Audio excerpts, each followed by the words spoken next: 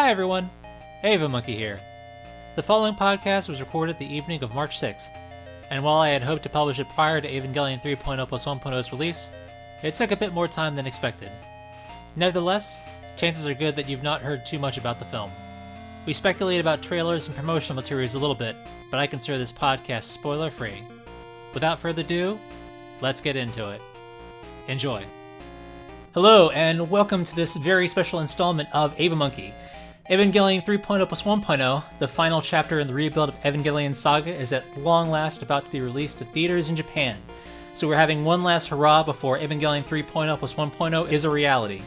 One last chance to hope and dream before those hopes and dreams are fulfilled, are mercilessly shattered forever. As always, I am the Ava Monkey, and tonight I'm joined by a few other creators in the community.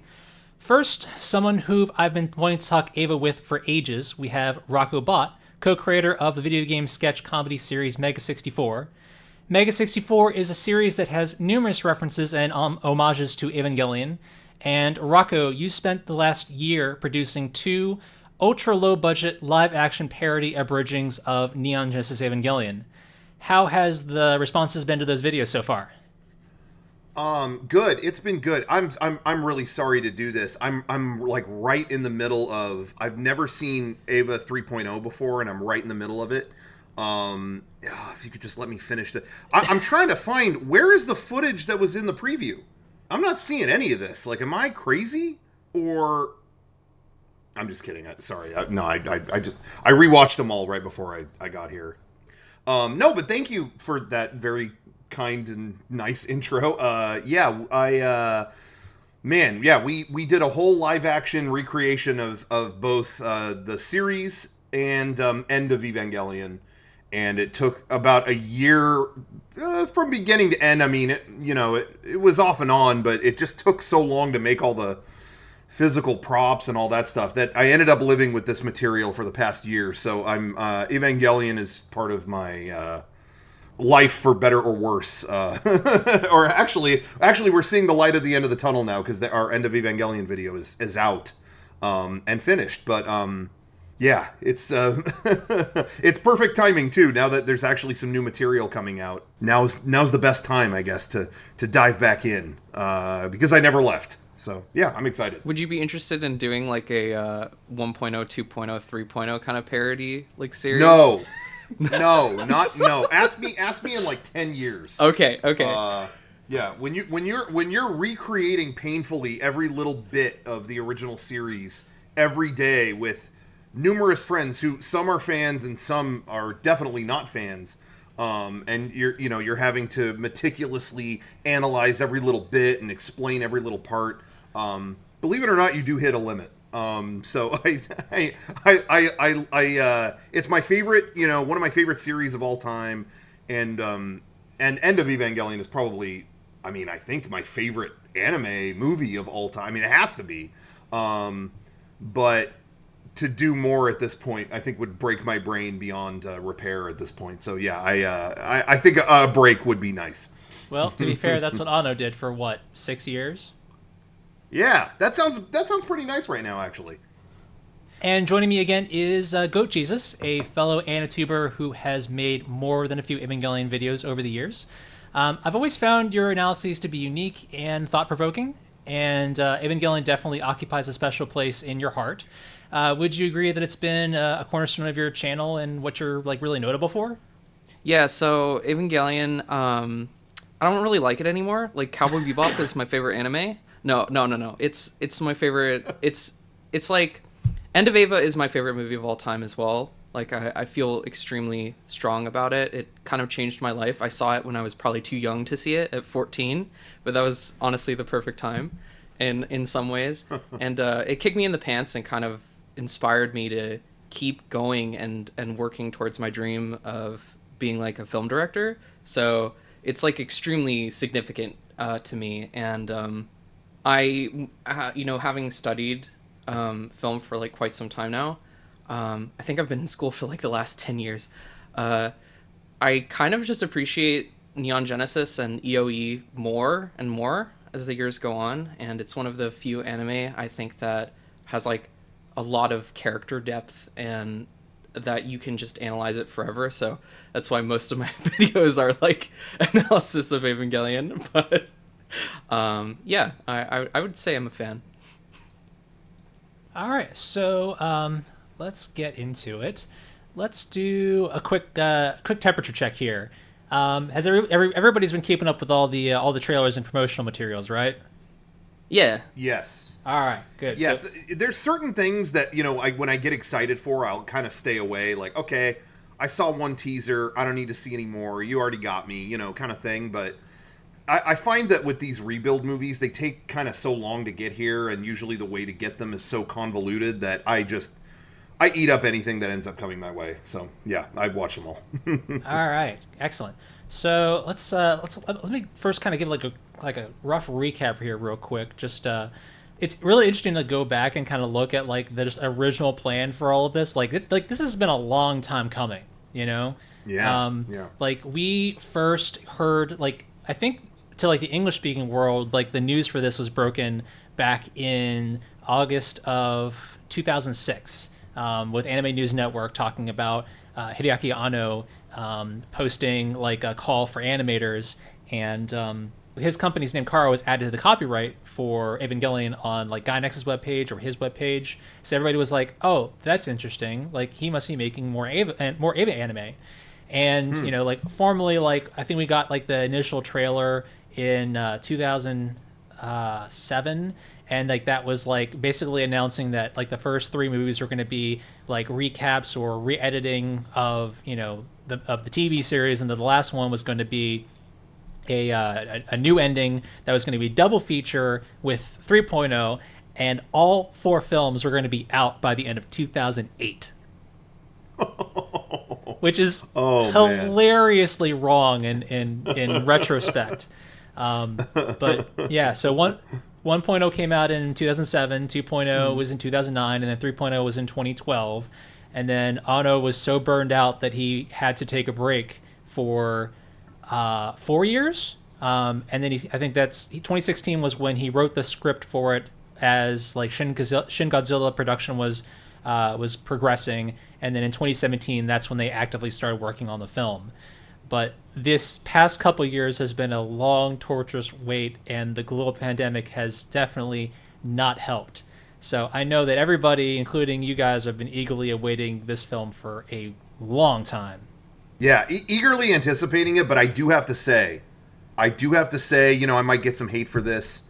I do kind of wish they would delay it one more time. It would be funny. It would be kind of funny. At this point, like to do it this late, like it's going to be out in like hours. I mean, come on. It'd be kind of funny. Just one last second. Yeah. Like it's like, release date is back to June again, you guys. So there is one thing I need to touch on real quick, because people have asked about this. Basically, the reason for why this, like the current release date is what it is that the Japanese government had basically a time frame for the state of emergency in Tokyo and like 6 other prefectures. And like the morning of when they announced the March 8th release, the Japanese government ended that state of emergency for 6 prefectures early. And just recently they extended that state of emergency for Tokyo further. And people have said, oh no, they're gonna delay it again. No, it's coming out. It just means that people cannot see like the film in the evening, for example. I'll be doing a second podcast with 2 other guys for the actual release, and they both have tickets to see it first thing in the morning. And they had to do it that way, otherwise they wouldn't have been able to, because they'd had to be at work all day. So the film is coming out. It just means that Tokyo is going to have more limited screenings of it. And good on them for, limiting those evening screenings, because that's really when the virus comes out. The daytime, we all know it's asleep. This is kind of a nocturnal thing. So limiting those nighttime screenings, is just the right thing to do. And kudos to them. But pack those theaters at noon. Let me tell you, pack them up. Yeah, I'm gonna be really interested to see like not only what is the experience like for the release of this film, but also just like kind of how is this actually going to work? Because like I can't imagine being in a movie theater, even in like somewhere like Japan, where like they're doing fairly well. Yeah. fairly well. Yeah, but it still doesn't seem like right or something. Yeah, it just doesn't seem like I don't know. It doesn't seem like people would go for that, but I don't know. We'll see. I mean, it's a totally different. I mean, who knows? It's not like I'm traveling, so I don't know what it's like over there. But I'm really hoping. I mean, I might be jumping ahead of myself here, but I am really hoping that what you were talking about before in the videos that I watched about this thing with Amazon, like I'm hoping that materializes into something sooner rather than later. Like there's a deal where it gets released in the US via Amazon Prime streaming. Yes. Yeah, That would be sick. And I honestly kind of deep down, I feel like something is going to happen with that because I guess I just inside don't believe that in the last 8 years or 9 years or however long it's been since the last one came out, that there wouldn't be any progress with like, a deal with releasing those in a better way kind of thing. You know what I mean? Like, I just feel like in that almost decade, we must figure out something. If I'm not mistaken, Funimation doesn't currently have the rights of distribution. Is that correct? There's a lot of information we're kind of lacking, but we can kind of presume. Yeah. So like I did a video about this. There were some things that I couldn't include, but you're going to include them here. Here we go. I can't. I know a little bit more than what I was allowed to say in the video, but basically. The key thing is that as far as like the licenses goes, we don't have any like hard confirmation about the status of the license of 1.0 or 2.0. Just that 1.0, as 1.11 has been out of print apparently in English for a good 6 months now. Which would make sense if they had a 10-year contract with that. Which would mean that like their contract would have expired at the end of 2018, and they probably would have made an excess of stock to ship off to the distributors because I want to say with licensing, once you're like your license expires, like you can make as much product as you want in the time frame of your license, but once that license is expired, you can't sell it. You can't direct sell it. But if like Best Buy, Amazon has excess stock of this title, they can still sell it. So I think what happened is that they probably made as much as they could at the end of that year, and then it took like maybe a year or so for all that stock to be finally depleted. I noticed that if they're 10-year contracts, it also means that the license for 2.22 has also expired. And if you check their website, you can still buy direct 3.33 from them, but you can't buy 2.22 direct from them, but it is still on Amazon. So if you're lacking a copy of 2.22, I would recommend getting it now because it might go out of print. Yeah, that's actually something that happened with Fullmetal Alchemist, like Conqueror of Shambhala specifically. They had the rights to it, and then it kind of just like Funimation lost them, and it went out of print and skyrocketed in price. So it's actually, I think it would be a great idea to go buy them. Yeah. They might get redistributed by G-Kids then, right? I mean, G-Kids has a current relationship with Kara where they're printing Neon Genesis. It would sort of make sense for them to acquire the rights, the movie rights. So G-Kids and all the anime are releasing the series on Blu-ray in the US and the UK respectively. The thing with Amazon is that they are in Japan, geo-restricted in Japan with no subtitles, and they were announced for like Mexico and Latin America, but they didn't actually come out when they were supposed to. And the thing that's interesting is if you go to the titles for each of them, you can switch the language option, and it will give you an individually prepared summary for each film in those native languages. And it's not like it's not machine translated, so it's very weird that like, oh, like I'm a Russian speaker living in Japan, so I'm going to search for Evangelion, and oh, they wrote an actual Russian description for this movie that I will now watch in Japanese. Like it just doesn't make sense. Like it doesn't mean that it's been localized in that language, but and then the trailer has subtitles in English, and they have different background header images for the first two films that are separate from the Japanese page, and then just the issues with Funimation and like just can't get an answer out of Funimation. There's just a whole lot of kernels that are pointing to the I'm quite confident that the first 3 films are going to be released internationally from Amazon, and I think that we may also see. It just depends on how they handle like the timing for the physical release, but I do think that we may see a simultaneous release of the first 3 films worldwide, and they may do something with maybe what I think could happen is that they may also release 3.0 plus 1.0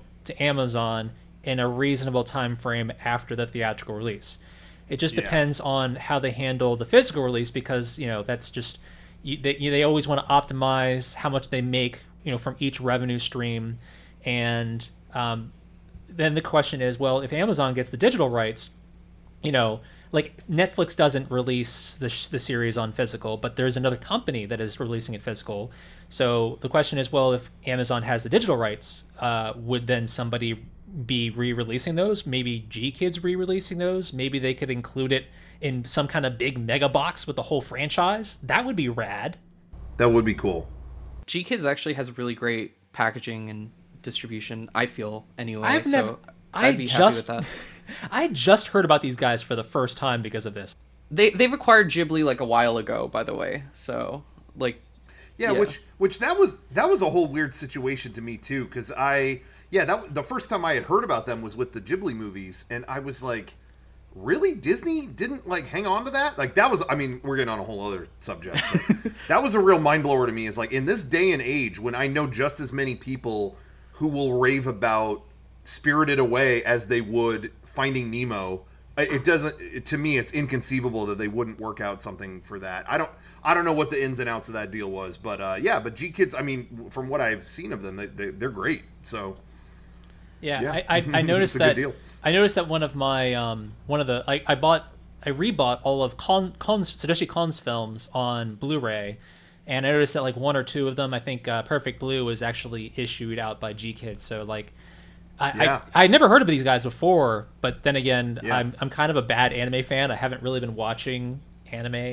You know what's really cool though about G-Kids is that after acquiring the rights to all of them, they've released those films in theaters again. So I saw Princess Mononoke in theaters because G-Kids acquired it, and I also saw Perfect Blue in theaters because G-Kids acquired it. So I'm hoping that End of Eva gets a theatrical release as well, which would be insane. I was just about to say, I did see Perfect Blue in the optimum viewing settings, which is in a theater full of people who wouldn't stop laughing for some reason. That's just how you're supposed to see anime. That's really kind of like the definitive viewing. Yeah, is when everyone's laughing at it, yeah. Yeah, just inexplicably laughing. I'm like, there's really nothing but horrific things happening, but that's okay. But go on. I had the same thought. I was hoping End of Eva would make it to theaters too. Fingers crossed. So then we can laugh at that, when Gendo touches Ray's boob or something. Yeah, you had to deal with those awkward feelings somehow. Just outpoured laughter. It's just, that's the way to do it. But actually, I kind of do like the atmosphere of the theater, if I'm going to be honest, because even seeing Princess Mononoke, you mentioned like laughter and stuff, but people add you get jokes that aren't as obvious, if that makes sense, because everybody's like laughing, and there's like the tension is when everything is really quiet is really cool. Like, I've always just liked the atmosphere, so to see EOE like that would be amazing, and especially like on a theater screen, hopefully in actual 4K. I mean, there's some transfer problems that the Blu-ray in Japan had with EOE. I don't know if they would do like a retransfer. That's what I'm hoping, but who knows? I don't. You mean like that dark shadow at the top of the frame? Well, no, it's just like the clarity of the image is actually better in Death and Rebirth than it is in End of Eva's transfer, which is kind of strange. Really? So I never knew this. Yeah, it's bizarre. So how Death and Rebirth has a third of EOE on it. The picture quality is slightly better. It's like crisper than End of Eva's transfer in Japan. I never knew. Oh, you know what? This is that classic thing where you don't know about it, and then 30 seconds later you're pissed. Yeah. Now it's my goal to get an answer on this.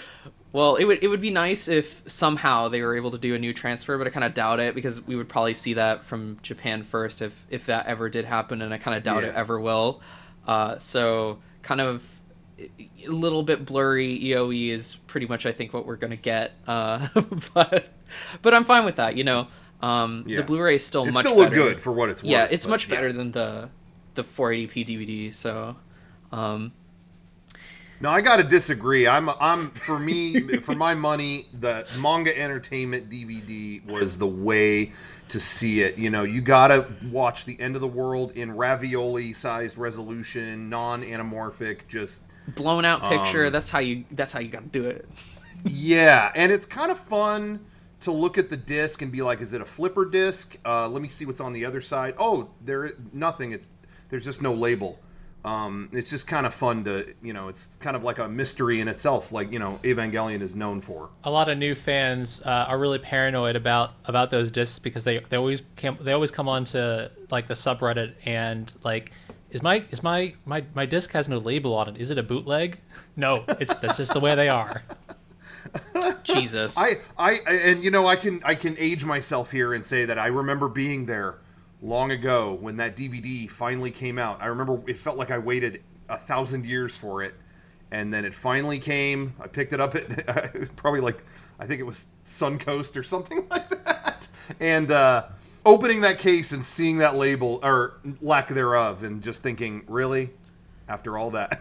Well, hopefully this time around we won't have to wait that long for a turnaround on it, because with the fact that they've delayed the film twice because of the pandemic, they've pretty much done all of the like post production. Like the thing about anime is anime is never really done. So like even with like TV series and movies, they always like clean up animation and redo animation from the the original broadcast or release to the home video release. But they've really done all of that, and they're not going to need to do any of that for the home video release. And I'm fairly confident that they've already moved on to the other things, which would include English licensing. So I believe the turnaround from that to home video to American, it's going to be a lot faster this time around. Yeah, that's all. Let's hope so. But I have a feeling you're right. I think, like I said, I mean, in the decades since the last one, there has to be some kind of progress in that department in making that a little more efficient. Yeah, it's a lot. A lot has changed in the last 8 years. Yeah, exactly. Like smartphones have become like ubiquitous. Just everybody uses streaming these days. Like back in 2012, like I didn't have Netflix. I didn't have a smartphone. Yeah, well, I do have to say though, I really do miss paying $30 for a VHS for each episode. It's just really kind of wish we could go back. I wish they could break this movie up into half-hour chunks, and just kind of get it to us that way. Just 4 tapes or 5. I don't know how many. I mean, get as many as they can, hopefully. Just to kind of bring us back. Speaking of bringing us back, I'm going to steer us back to the topic at hand. Based on the 3 prior films, how do you two feel about like this series as a whole? Like, opinions are very divided. Some people do not care. Some people just want it to be over with. But how are you guys, feeling about just like the series as a whole and the completion of it? I mean, I have loved it. I mean, to me, I've never in my mind, nothing had ever ended so conclusively than Evangelion in its original incarnation. And so the fact that we got to revisit it, when I heard that announcement in whatever 2006 or 7 or whenever that was, it was like, oh my God, you're really doing this? But I thought they did it in a really interesting and provocative way where, for my money, that was the right way to do it, is like, okay, here's this classic story done in kind of a new way. And not only is it, bigger budget, oh wow, look at this new spin on it, but it plays with your memories too, and kind of turns those on you. And then, with 3.0, of course, that was divisive, but I think by its nature that that's fine. It was a polarizing experience, and I think that's okay. I don't think there's like a right or wrong response to that. So for me, it's like the fact that we're back here kind of having conversations about this story again is like slam dunk for me. Like, you know, and I don't necessarily love all of it, but I just think the fact that it's back in the zeitgeist in this way, where it's, you know, again, revisiting the material, but also new. And I don't know, I thought they found a really interesting way to tackle that, as opposed to, you know, I think there were two ways to go. It was either like a straight remake or an entirely new thing, and I think people would have responded even worse to an entirely new thing. You know, who are these new guys? But I don't know. I thought they found an interesting way to kind of give it a new life. So I've really enjoyed it. So I'm totally excited, good or bad. You know, the way I see it is the new one. It's either going to be awesome or you're going to see the biggest explosion of. You know, reaction to it, that it's going to be entertaining one way or another. So I'm excited no matter what. I guess as for myself, the Rebuild and I have a very interesting relationship. I dislike them pretty much like across the board, and I've rewatched them numerous times. I actually watched 1.0, 2.0, and 3.0 back to back 3 times within the last month. So oh, wow. I'm kind of nuts in this case. I'm just showing it to friends and stuff because they're you know, they haven't seen the rebuilds, and I'm there to be like lore master and whatever. I think speculation is really fun, and I feel like the final film can give Shinji an arc that's extremely distinct from Neon Genesis. So like, you know, Shinji's want versus need conflict, want versus need being like, you know, say if you want revenge in Hamlet or whatever, what you actually need is forgiveness to find happiness, but sometimes you don't get what you want, and so it's a tragedy, or you don't get what you need, I mean, so it's a tragedy. And in Neon Genesis, it was like Shinji wanted external validation and needed internal validation to find happiness. And so in Rebuild, it's totally different, where it's like, I think it's framing it in a very unique way. In 3.0 specifically, but 1.0 and 2.0 are kind of like not jiving with what 3.0 is setting up. 3.0 gives Shinji this hero complex that's like very much like, I have to undo my mistakes and save the world, and he's so determined to change things back to what they were, and it's kind of like he lacks acceptance of his mistakes, and he lacks teamwork. And I don't think 1.0 and 2.0 reinforce that arc. It kind of comes into play specifically in 3.0, which is actually why 3.0 is the most interesting of all the movies, for a number of reasons. But 1.0 and 2.0 kind of feel like a giant waste of time right now in regards to how they're framing all the character arcs. Like, Shinji doesn't really want anything in 2.0. It's actually the other characters like Rei who's trying to provide Shinji with connection with his father. Like, he's very inactive as a protagonist, but not in a way that's like active in being inactive, like in End of Eva, where he's like deliberately trying not to do anything, and that's his want. So Shinji's like this floating character, and I think in 2.0 especially, and in 1.0, it's like the series, but every mistake or every change is like for the worse to make it less interesting. So for example, in episode 2 of Neon Genesis, you have this amazing structure where the beginning of the episode starts with the action sequence, and then it cuts it off halfway, and you get like this meditative, like, I don't even remember what happened, and then he remembers it at the end of the episode, and it kind of ties it into this like circular operatic structure with like, you finish what you started kind of deal at the end.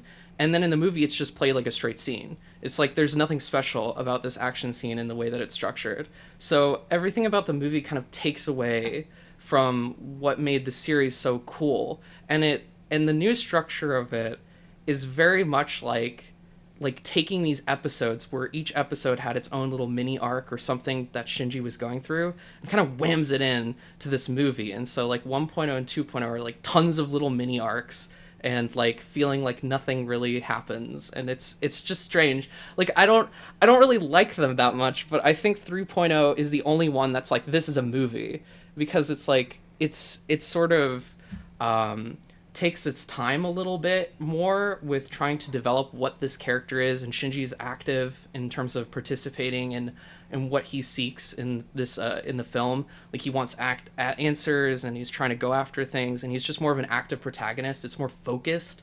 But obviously the big part is like, this movie doesn't fit at all with 1.0 and 2.0, and people feel really like weird about the fact that there was the time skip. And so 3.0 is actually the most movie feeling movie of all of them. It's just like also kind of like franchise seppuku at the same time, because it so doesn't play into what 1.0 and 2.0 were doing. So it's kind of a mess. He's like, I don't know. I think 3.0 plus 1.0, that makes it even more fascinating, because I don't necessarily think it can make 1.0 and 2.0 all that relevant, for me at least. I think it's impossible, but I do think that what it will do to complete 3.0 is really interesting. And so I think 3.0 and 3.0 plus 1.0 might actually be a story worth telling. And I'm looking forward to it immensely because of that. Like, I feel like that story is cool, and it has something to say. And so I think it has the potential to be really, really awesome. But as a whole, I'm really like on the negative side of things, I guess.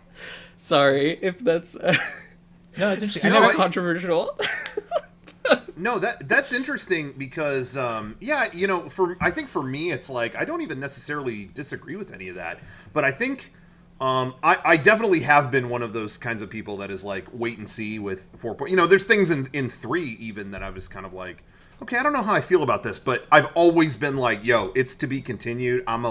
These guys have earned enough goodwill with me. I'm gonna watch the 4th one, and then I'll make up my mind. Yeah.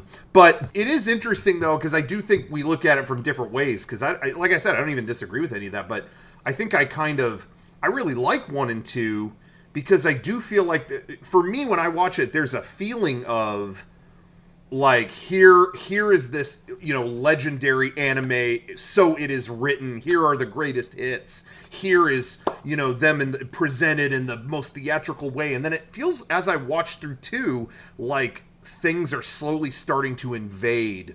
And 3 is the result of this, like, it almost feels like a violation. And I don't know, I kind of enjoy that journey, where it's kind of like getting run off the road by a bus. I kind of definitely enjoy that. Yeah. and I'm curious how the 4th one will play with that in a way that maybe makes that meaningful. Yeah, maybe you're right, maybe you can't, but I've enjoyed that experience personally, looking at it from the kind of meta side of it. That's just me. Also to say, 3.0 is not, like, I think it's the most interesting of the movies for a number of reasons, like I said. Like, throwing that off, being hit by that bus of, like, the 14-year time skip. This is, like, The Last Jedi times a million, like, honestly, in terms of what Anno was doing. And before, it's just like, wow. Well, hold on, about really quick. Yeah. Really quick, about The Last Jedi. I'm just kidding. I just wanted to... No. Give Aaron a heart attack. No. We're not gonna have a conversation about it. I don't like, and I don't have a problem with people who like that movie. It's just I was using it as an example because it's like, subversion of expectation. Totally. It's a good example. A million. Yeah. And 3.0 like hit like a truck, and I think it's fascinating, but it also just like hugely lacks clarity. Like, that's the thing that people are really weird about it, is like they don't know what the stakes are. Like, for example, like in another impact, which each movie now will have an impact, which is just bonkers. But there's another impact that's going to happen. I'm like, the world's already destroyed. How much more destroyed can it get? What happens if Shinji blows it up another? Like, who cares at this point? Like, I don't know what the stakes are in the actual like the other impacts. So the tension of the fact that there's this impact happening and it's gonna do something ? Is like it's non-existent because I don't know what it is. And so that's the movie. Just like, that's the problem that people really have with it in terms of character writing for Shinji. It's the best out of all 3 of them. I think. I agree. But I agree. But like, in terms of like what is actually happening moment to moment, like, why is this important? It doesn't have that. And so that's like a huge problem that a lot of people have. Like, when Misato's Wunder gets attacked and they're just like, we have a 0.0001% chance of surviving this. And it's just like, really, because the way that the action is presented in the enemies, we don't know what the factions are. We don't know what's going on in this battle. It's just like the tension's not there, even though the movie's telling you that you should be tense. It tells you a lot that you should be like tense and you should be on the edge of your seat because it's super dangerous. It's going to be really bad if something happens. Yeah. But you don't actually know because it hasn't illustrated or shown you what the actual like what is at stake. And so that's the biggest flaw of 3.0. And 2.0 is much better at handling that. Like that sort of thing, like 2.0 and 1.0 have clarity. They're much more like organized in terms of showing you what the world is and like what is at stake and what will happen if like the angels destroy the world, kind of deal. Because there's a world worth saving. And like I think that's so it's sort of funny and I put down 1.0 and 2.0 in the character writing department specifically because I do think it's really weird and hokey at times. Like even Asuka's character arc is like kind of weird in terms of like how it's set up. So they show her being this ultra badass who can take anything down in her introduction, and she's like, I work alone. And it's sort of validated by the fact that she actually did work alone and then like did defeat this thing. And then the movie is just like insisting that working together is much better for her, and that's her arc, is to kind of go through this teamwork sort of arc. But then to resolve that arc, they use the high school romance subplot as the way to resolve the teamwork arc. So she's just like, Rei, you can totally go date Shinji and take him to dinner. And that's her like being a team member and kind of like collaborating with others. And it's sort of like hugely weird and confusing and mismatched because it's like you have this arc with teamwork specifically that has to do with like Evangelion, piloting Evangelion and like working with others, and letting Rei go on a date with Shinji. I just don't see that as like the best way to resolve that character arc. It's very strange. Like I don't know what. Yeah, I guess for me in regards to just that, it's more about like mending her ways as a person. Like maybe that works as in combat, but I'm looking at it as like, but look at the way she acts, and maybe the two can kind of meet in the middle in that way. But I mean, again, I don't necessarily disagree with any of it. But it is. I'm definitely a wait and see person when it comes to like with so many things that I think about with all this. I'm like, well, let's let it conclude and then I'll make up my mind. Yeah, for sure. It's just like the thing that I'm worried about is because of 3.0, like a lot of these things, like Asuka's problem with teamwork specifically being this character. She's a totally different character in 3.0 now. It's like all out the window. And so that's like that's a big concern is building on these characters that were established in 1.0 and 2.0. That's what I meant by like it feels weirdly irrelevant because it's like a lot of these things aren't built foundationally. There's an interesting trade-off, with like what you were saying about how 3.0 feels like a movie and it has a character arc, which is like Shinji trying to find Rei, to find out what happened to Rei, to save Rei, whatever, because of what happened at the end of 2.0.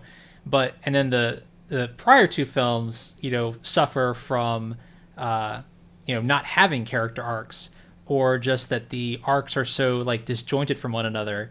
I was rewatching the films recently, and like I was watching like basically the transition from like the content from episode 3 to episode 4, or just within episode 4, where like in the TV series, like he goes to the train station and Misato comes there and they have their moment and that's how they bond. But it just skips right over that in 1.0 and goes right to Shinji punching Toji to them being square. But like it goes from Misato telling him to just go away if he wants to go away, to him punching Toji. Like it's these like they're so disjointed and abbreviated and shorthanded that there's just the character development is just a little lacking. So I enjoy these films. The second half of 1.0 is really, really good. I really enjoy it a lot. What they did with Operation Yashima was really enjoyable. I agree. Angel of Doom was a banging track. 2.0 was really enjoyable. You know, like had a good soundtrack. You know, the production quality overall was really good. Mm-hmm. I like it more than 3.0 because, you know, it shows you the world as a whole as opposed to 3.0, Yeah. which the thing that I just like my hot take with 3.0 or just the reason why I don't like it is because it's too short, it lacks exposition, and it sticks too close to Shinji's perspective, and because of that you don't get like there's world building going on there, but it's like there's too much of that, you know, show don't tell, you know, like storytelling, where you're just like, well, what is that? What is that? Okay, well, what's that? You know, like, okay, well, what?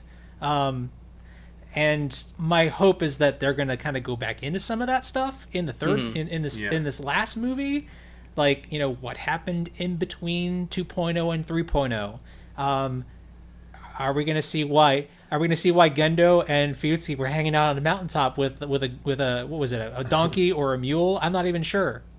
It's just stuff like, for example, in 2.0, like a character in a film should be chasing after some sort of like want, and Yeah, it's he like doesn't the have other one. characters are more interested in getting something for Shinji than Shinji is getting something for Shinji.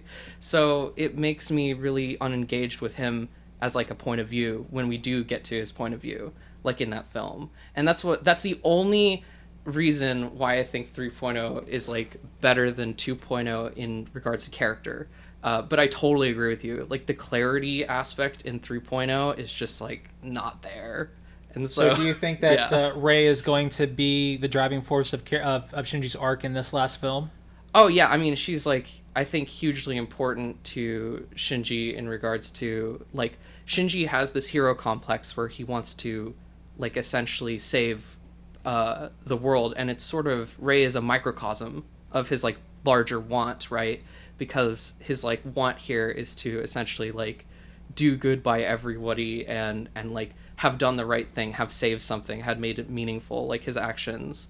And so Rei is like has to be some sort of form of not obsession, but in a way, like, you know, I think that there are a lot of parallels between Gendo and Shinji here, even more so than NGE, because it's like when Shinji's trying to, you know, here's books you love to read, which is really funny because it's like there's only like 2 scenes where she ever reads in the rebuilds, but he's just like, hey, he wants her to be like her old self, and so I think there's a lot of that kind of going on, or I at least I get those vibes. So I think she's key in respect to getting what he needs in a way and allowing her to be her own person, something new like Rei Q.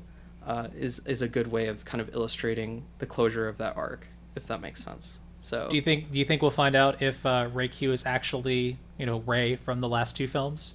I don't think she is, but like there's that one scene where, for example, where Quantum Ray looks at Rei Q, and to me it very much like gives me the feeling that Quantum Ray is Rei from 2.0. It's very interesting, but I think that that's what basically happened, and why she's absent is because like Quantum Ray is Rei from 2.0. They're kind of reframing a lot of the lore. I think given her expression, the way that Quantum Ray was directed and making her more of a person in that specific scene, because if you look at her expression, she's not just like this blank-faced, cold, like NGE Quantum Ray. It gives me the feeling that that's probably what's going on. And so I think Reiki is her own person, and she kind of needs to discover what that entails. I think a lot of 3.0 plus 1.0 is going to be like character driven. You know the one scene in Castle in the Sky where Shida and Patsu are like cooking on the ship? I feel like the majority of 3.0 plus 1.0 is going to be like that, where it's going to be like character growth on the Wunder and stuff like that. So I think Shinji and Rei and everyone are going to chillax. I think it's going to be a chill time movie for the most part. That's just me. I don't think it's I don't think it's going to be action oriented because EOE is already EOE, and like if you think about it from Anno's perspective, he'd want to make something so diametrically opposed to the psychedelic weirdness and like crazy action that happened in EOE. I think it's going to be very quiet in comparison. So no instrumentality. I think there's going to be instrumentality because Gendo's going to set it off in Act 3.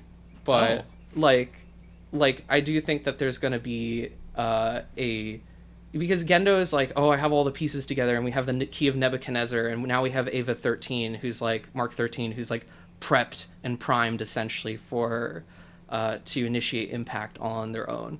So it seems like there's going to be one form of impact that'll happen like later on, but I don't think it's going to happen until the end. And I think it's going to be Gendo specifically that is responsible for initiating it. Yeah. This is the thing that's exciting is everyone seems to forget when a new Eva product comes out how, I mean, it's what you just said, like it being character driven and all this stuff. I totally agree. And whatever it's going to be, it's absolutely not going to be what anyone expects it to be. So I do think there are a lot of people heading into this going like, oh, we're going to see crazy fourth impact, people exploding into goo, bird Evangelions flying around. They're going to be, whatever. I think it's totally going to be that. It's going to be, there's going to be an hour of this movie that's them eating dinner or something. Yeah. Or it's going to be. Exactly. I think they're absolutely, and that's what I enjoy about it is like they've never adhered to or gone by what anyone expects them to do. It's completely what feels right for these characters and come on, you guys don't need me to tell you, but watch the 2 damn last episodes of the show. This is what we're dealing with, guys. Like, they're not going to give you this climactic final battle, I don't think. Nope. I agree. So, and I couldn't be more excited for it. That's what I want is for them to, and that's, again, like, I'm such a, like, I mean, at this point, like I said, I don't even disagree with anything here, but I am absolutely, this whole team has earned enough goodwill with me that I'm like, yeah, drag me through hell with this last one. Whatever you guys think is the right way to do it, I'm there. Because, like I said, if it works out, great, fantastic. But if it's, a giant meltdown, who doesn't love a good meltdown?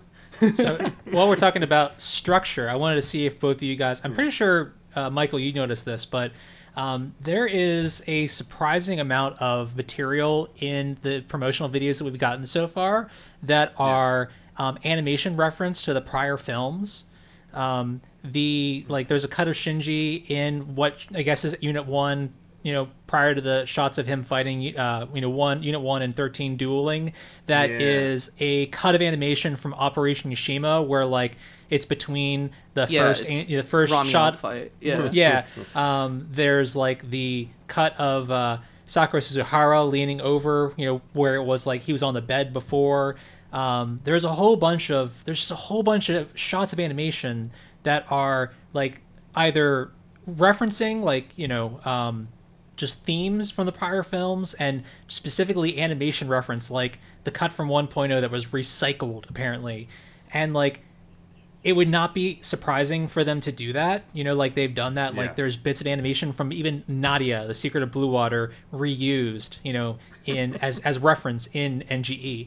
But the fact that they would use so many specific, like the proportion would be so many things that it's like, here's something from 1.0, here's something from 2.0, here's something from 3.0 that you've seen already. What do you guys think might be what do you think they're saying with that in terms of like they're trying to make you remember little bits, like what are the connections here? I think one is the obvious. Like I think you said it is. They're probably faking a lot of shots for the trailers. And I think there's definitely a lot of that going on where it's like, okay, I don't want to show them a lot of this stuff. Okay, well, just make stuff that looks cool. Okay. I thought, the thing about, like, there's the shots of, Unit 1 that they're total, and I completely agree with this observation. They're lit like it's at night.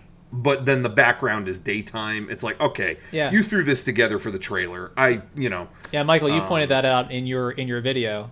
Yeah, very controversially too. People were mad at me for that, which is really interesting. No, there's no reason for that because you're right. They shouldn't be mad about it. Well, somebody was just like, oh, but they doctored 1.0 and 2.0 trailers with skies being different, so it doesn't mean that it's night and stuff. And I'm like, actually, that's proof that basically on the money. So, Yeah. Well, we know Yeah, that they absolutely. we know for a fact that they did doctor at least one shot with Mari's, RGB plug suit being gray instead of white.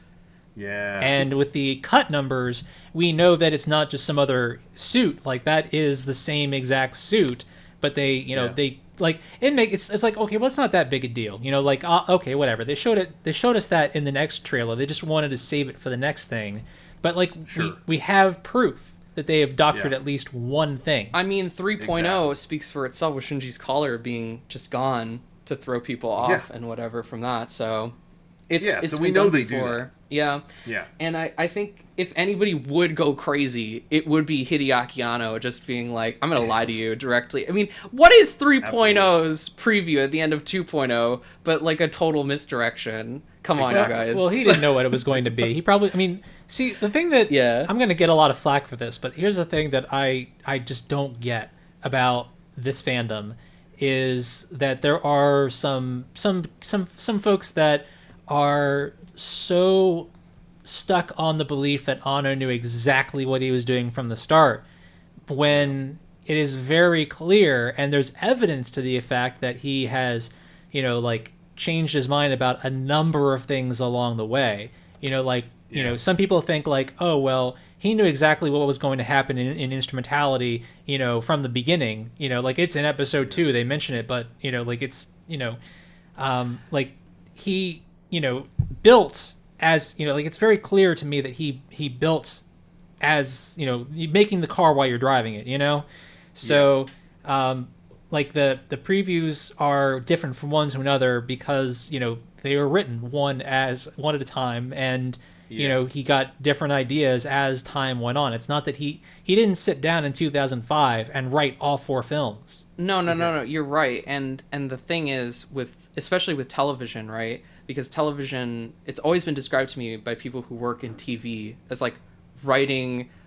Writers are building railroad tracks for a train in real time, and the train can go off the rails because of how fast it is. And if you aren't fast enough and good enough to build that track, then it's just going to go careening, because it's just basically a bunch of improv. Like Breaking Bad wasn't really, like, it was planned, but it wasn't super planned. And that's basically how all TV works, from my understanding, including animated TV in Japan. It's just like it making do with, you have this outline, and now it's time to like flesh it out into each episodes, and then plans change. And that's just how it always works. And for these films, we know for a fact, like, Anno's had several scripts of 2.0, like, that he's admitted to having. Like, there are different drafts, and we know some details from those previous drafts. And it's like, the plan changes. The plan is capable of changing. I do think, though, that if you're going to do something as crazy as a 14-year time skip, that was probably intended by the end of 2.0's production. I can totally imagine Anno just being like, yeah, I want to do that. That'll be really cool. And so I don't know. It's hard to say what is thought up when at what point, but 2.0 feels like a very self-conscious movie in a lot of ways, because it's trying to change things but not committing fully. And I think the time skip is to make him commit fully, to force himself to commit to a new story, essentially. Like, because he talks about that in the production, how he's almost self-conscious in regards to just like, I added Mari to intentionally destroy Evangelion's cast of characters because it was all perfectly written before, and each one has like binds together in this very like cohesive way. So I have to have this element that's just like out of left field that I don't know what I'm totally doing with, in order to force myself to write something new. But even Mari in 2.0 functions in the exact same way as Asuka and Kaji. She has just basically the same scenes. So the perfect way to just wreck everything and make it so that you force yourself to write something different is that time skip. And I have a feeling that he probably planned that towards the end of 2.0's production. And I do think that the stuff we see in that trailer, personally, at the end, I subscribe to the theory, which a lot of other people have this theory too, that it's all canon. Like, it all happened. It's just like... You're talking about the preview at the end of 2? Yeah, the preview at the end of 2.0 all happened. Yeah. It's just like... I think so too. It's just there to throw you off in the expectation of what 3.0 is. And so it's like... And that's like... that makes perfect sense to me. So I do think there was an element of planning that because even with NGE, they knew that they were going to have Kaoru. They knew that they were going to do stuff like what they were going to do. Yeah. Like the beats were all there in the outline. It's just how we got there, and the execution of it is what changed. And I think the rebuilds are kind of similar in some ways, where maybe it was like he had this idea, it's going to be the straight remake, and then he was like, no, I want to change it a little bit more, and then he's like, no, I got to really change it. But I imagine by 2.0 he probably solidified the idea of like committing to it being different. So it's funny that you mentioned though that does really always get brought up about the when people want to really insult something, some kind of work, they're always like, I bet they didn't have this planned out from the beginning, or and it's like like you mentioned, like there's so many examples of almost every show that is beloved did not have that totally planned out. Breaking and Bad. Like you mentioned, yeah, like Breaking Bad is the perfect example. Jesse was supposed to die. Jesse. Well, yeah, it's the perfect example because people always bring that up as like, well, look, I mean, they look at this, they planned that out perfectly, and it's like you can literally go read stuff where the creator of the show is like, yeah, when Walter White got this giant military gun, we had no idea what he was going to do. Yeah, like, okay, exactly. Yeah, there. But I would even go further, and to use it for the example of this, that's what made the original series as good as it was. And it's almost undeniable. Like, this is a show that, is like classic tokusatsu kind of stuff, and then absolutely goes off the rails in a way that was this planned? Was this organized? I mean, and what? Yeah, like you said, I mean, the beats were, I think it's definitely clear the beats were there, but it's that kind of chaotic nature that made the show good. That it really wasn't adhering to any one formula. And I don't know, to always see that brought up as like a reason a show is bad. Oh, they didn't write all this from the beginning. I mean, there's certain things you should know. You don't want to be winging it, I guess, totally, but. Yeah, I look at NGE as the example of like, no, this is the here's how you fly by the seat of your pants. This is the way to do it. Exactly.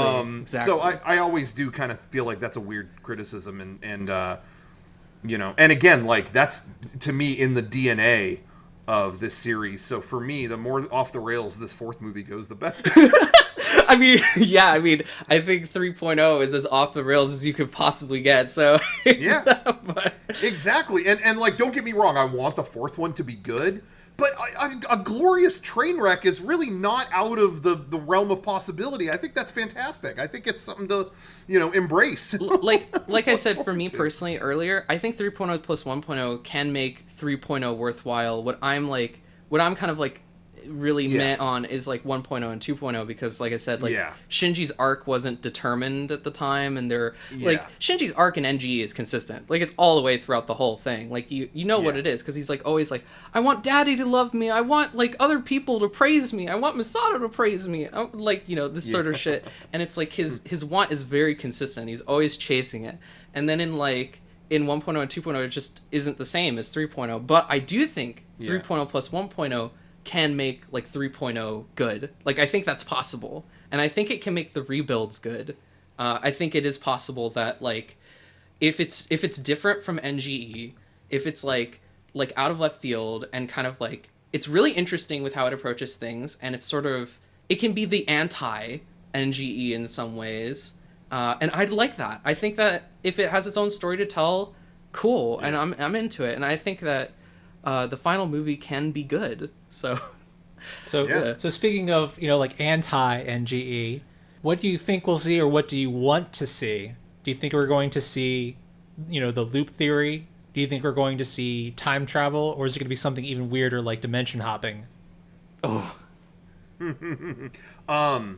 I have always thought that I think you're going to see, I think the stuff about it kind of being, covertly a sequel or whatever, I think it's going to be true. I just don't think that someone's going to sit there and explain, long ago we determined that, da-da-da-da-da. I don't think that's, I think all of that evidence will be there. But it'll be ambiguous?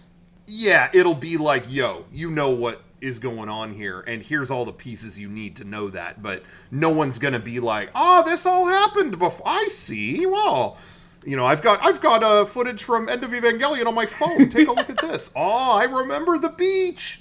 I don't think it's going to be anything like that. I think it's going to be that. Well, that's what I felt in my gut this whole time. But I have to say, the more that I see these previews and these trailers and stuff like that, I feel more and more like, what am I trying to say here? You're right. Like, we talked about like, okay, some of the shots in these trailers are probably faked. Okay, fine. But there are certain ones that, okay, even if they are faked, they do evoke those feelings of, like you said, older shots, similar thing. Shinji's in the docking bay or whatever, looking up at Unit 1, and it evokes that kind of old series feeling and, things like that. And I do kind of feel like there is going to be some kind of throwback in that. I feel like the world is too destroyed in these movies to just kind of go back to that stuff. I feel like there's going to be some kind of, in watching the third one again, they're talking about, I think Kaoru says something, I mean, you guys might remember this better than me, but he says something like, with these certain lances, some people say that you could even fix the world. And, they keep dropping these hints about, like, you could do stuff, you could fix this, fix that. And I'm wondering if if there's going to be, like, some, if they're going to, like, Back to the Future 2 this thing. Like, okay, hey, this is when it all went wrong. Shinji, you're going to have to go back to the dance where your parents met, or whatever, but, you know what I mean? Something to that degree where, like, hey, maybe if we go back, we can, kind of observe all this, and I'm not sure if it's going to go that route, but I do think the only thing that I feel like really solid about is, you do see, obviously, Kaoru has some tag on each movie about, like, this time it's going to go better, or this time this is going to happen, or whatever. It seems like he might have some kind of memory of maybe old past events or the old series, or, something like that. But I just feel like, Rey is kind of like, those two are like peas in a pod. I feel like she, in watching 2.0 again just recently, it's like she's having some real development here, and she's going through a lot of, she's having some breakthroughs on stuff, and I can't help but wonder if they're going to be, once again, like two ends of the same spectrum. Like, they both have memories of things, and they're trying to, go back. Like, they're going to have to go back and fix those things, or, they're going to time travel, or something like that, And I guess I had that thought really popped into my head watching the first one, Eva 1.0. Just recently, is like you have the quantum ray. Is that the term that everyone uses for when Ray pops up? Okay, quantum ray. Okay, it's been a while since I've read any of the wikis, so I'm not up to snuff on the terminology. But you good? Okay, good. When she pops up though, in Rebuild, they throw a little more pizzazz on that part. You see like the eye opening or something like that. And I was like, okay, why is that more significant? Why did you want to, like, put a dot on that a little more this time? And so that just made me think, like, she's, I don't know, like, there was already that theory about her being omnipresent and kind of, whatever, with the original series at End of Eva. Like, okay, yeah, she's Quantum Ray. She achieves this kind of God state, so she's kind of, like, not adhering to time or space, and she can look at all of it, whatever. And I can't help but think, like, maybe they'll go even further with that in this new movie, and she can kind of use it all as an example of how to make things better. I don't know. I don't know if any of what I'm saying is making any sense. No, you're good.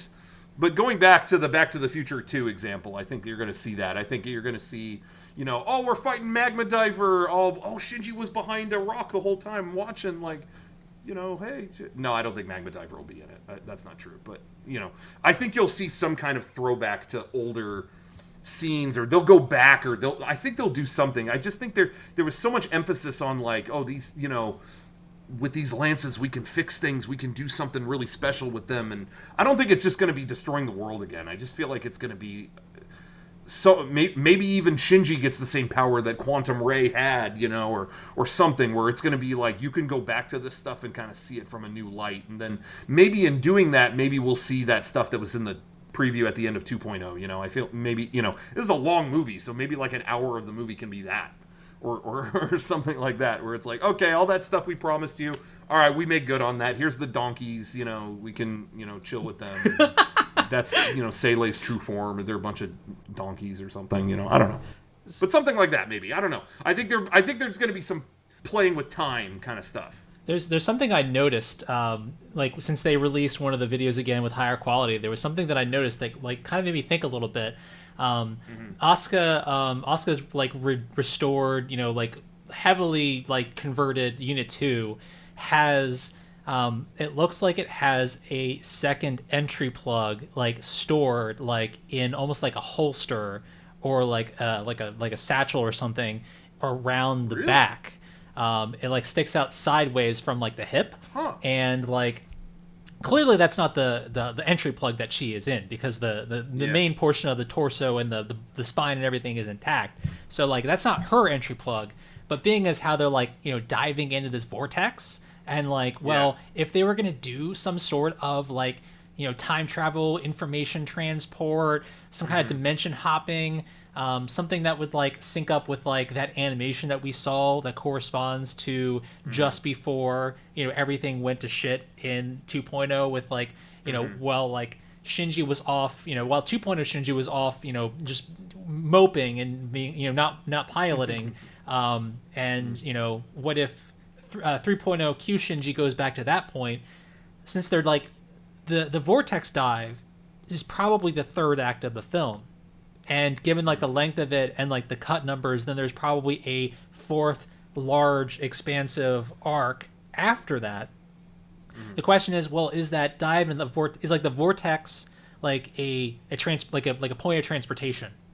And is that is the whole objective to get that entry plug down into the vortex somewhere or to somewhere? So I'd like to speak on this. So the title Thrice Upon a Time being a reference to the book Thrice Upon a Time, I actually read that book, and there is no time travel in Thrice Upon a Time, at least not in the traditional sense. Right, so it's information transport, right? Yeah, it's he basically develops a supercomputer that's able to get messages from the future from this computer. So from the computer in the future, they're able to communicate. So it takes place from the point of view of somebody who's in the present timeline communicating with someone in the future, but isn't able to essentially change what is the current now.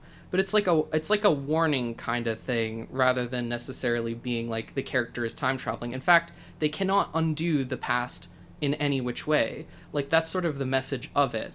So to me, this is about accepting this apocalyptic world and living in the here and now and making it a better place by restoring it, not necessarily going back and changing it. And it also would make sense that there is no actual time travel in the traditional sense. It's quantum ray just trying to communicate to the characters about maybe warning them about what will happen. But it's not, Thrice Upon a Time is not a time travel story.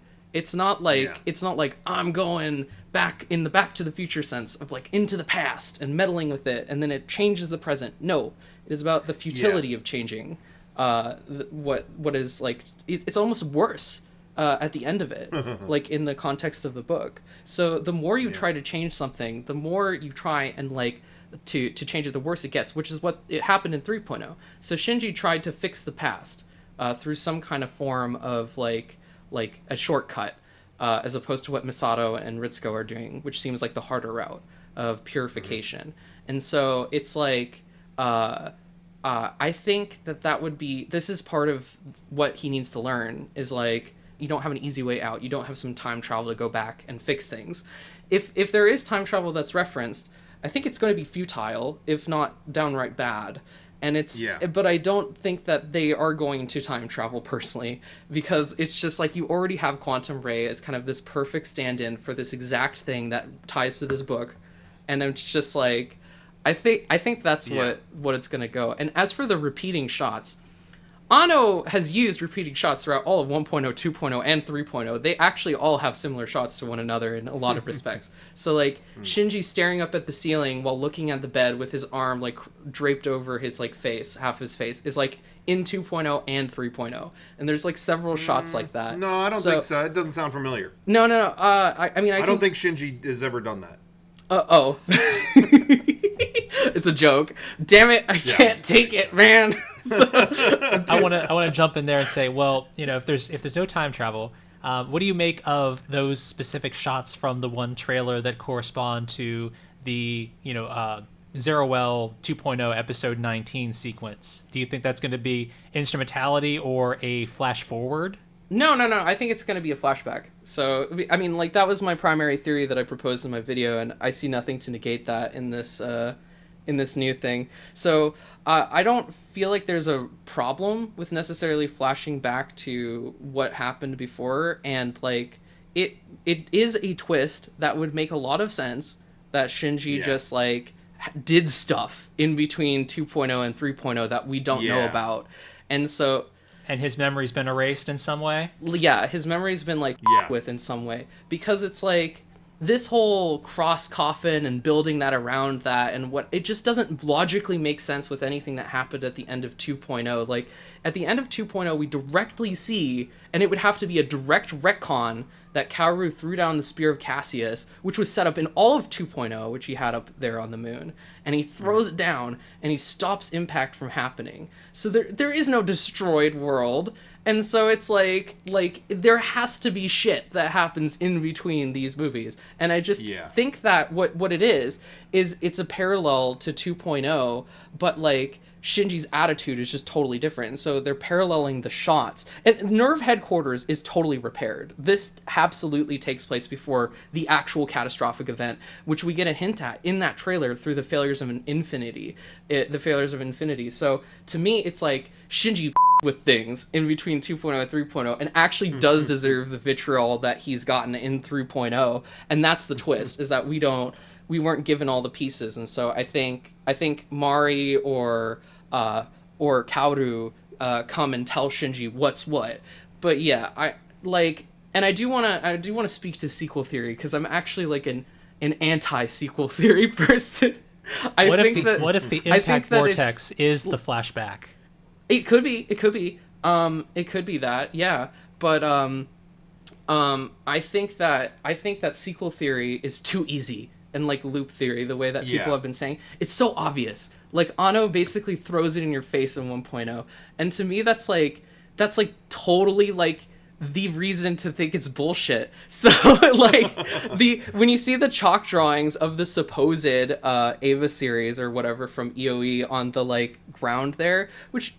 doesn't really make sense. So, like, destruction and devastation isn't as bad in 1.0 as it is in EOE, where everything's, like, obliterated. So you're gonna tell me that, like, the buildings also decided to return to Earth or whatever? Like, nah. So I think they decided to. I think what it is, they wanted to. I think what it is that, like, Second Impact is different than what it was in NGE in the lore sense. And it's not that thing that was on the beach. That chalk drawing is actually of one of the vessels of atoms, or the multiple atoms that we hear about in 2.0.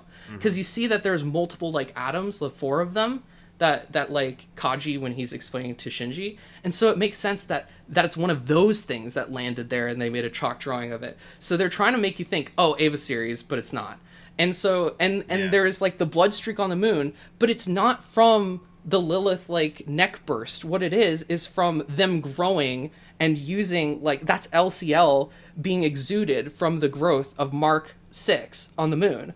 It's like, there's so much, there's, like, explanations for everything that, like, negate sequel theory or, like, loop theory. And to me, like, loop theory / sequel theory is just the most obvious route. Like, it has to be something else. And what I don't think he'll ever explain it, by the way. It'll just be a thing for us to, like, debate about for ever. But I don't feel like when Kaoru says, I'm gonna make things right this time and all that sort of shit, when he references Shinji or Gendo, I feel like there's some lore that we still don't know about that happened prior to the events of Second Impact, because Shinji was or still around before his mom got into the unit and all that. And so I feel like maybe Kaoru was around back then. We don't really know. But there's some sort of... There's secrets still yet to be told. And I don't think the obvious solutions are never the solutions. And so it's like... Yeah. I think the sequel stuff... there's still something in... you're talking about the stuff on the moon. that just seems like too perfect to see. For me, that's where I'm on the other end of the spectrum here. Is I feel like that's so perfect that's there. You have this blood streak on the moon in a series that had a blood streak on the moon. Why else would that be there? Yeah, but I hear you on the other stuff, and I think that makes a lot of sense. But I do think either way, whether it is or it isn't.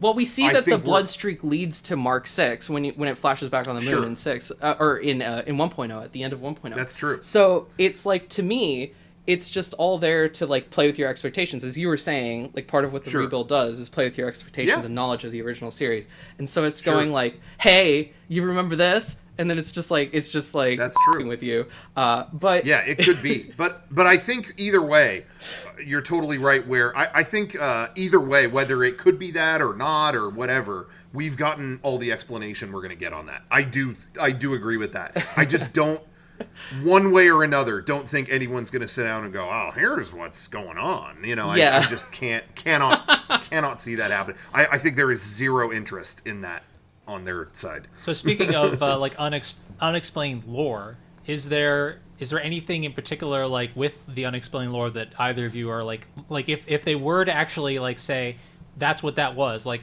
here's what the key of Nebuchadnezzar is there something in particular you guys would like to see like explained in this movie? To me, I just feel like it will bank so much goodwill with people. You know, I don't know what my greatest wish is for that kind of thing, but I just think if you heard right now, like, let's see, all of a sudden they put the movie in front of you right now. Don't you think that if it had all those things in it from that 2.0 preview, that everyone will just be like, all right, you win. You got it. I just feel like there's all these character things and important things on that side that could potentially not pay off or not make sense. But if they hit the checklist of the things in that preview, I feel like there are so many people that would just go, yeah, it was great, amazing. They jizz their pants, you know what I mean? Like, even if, well, Shinji's character arc makes no sense. Yeah, but, you know, we finally got to see, there was that pregnant-looking Eva unit. We got to see that. We got to see the donkeys. You know, I just feel like that if they did do that, I know there'd be a lot of happy people, but I don't necessarily think they will. For me, it's really just... it's you mentioned like the Shinji and Gendo kind of comparison in this, and how there's maybe more connection than before with, you know, between them, and I kind of feel like I would really love, for my wish list with this is like to explore that, and especially like on Gendo's side of things. I feel like the one thing I don't hear a lot of people talk about is him like turning off the Sele pillars, and you know, kind of what is the relationship in that department now, and like who's running what. And for me personally, like the thing I'm actually, obviously I do want the character arcs to pay off in meaningful ways, but for me it's more just on that end of it, like what is even happening there at this point. You know, it's more. Is there a change with Gendo? Gendo's always been like my favorite character. I love the, like, you know, the people that walk the line of villain, and you don't want them to be a villain, but man, they really are. And so I'm just kind of looking for a little bit more in that department with his relationship to everything that's happening and what's, you know, going on there, I guess. To build off of that, I really want to see Shinji confront Gendo here.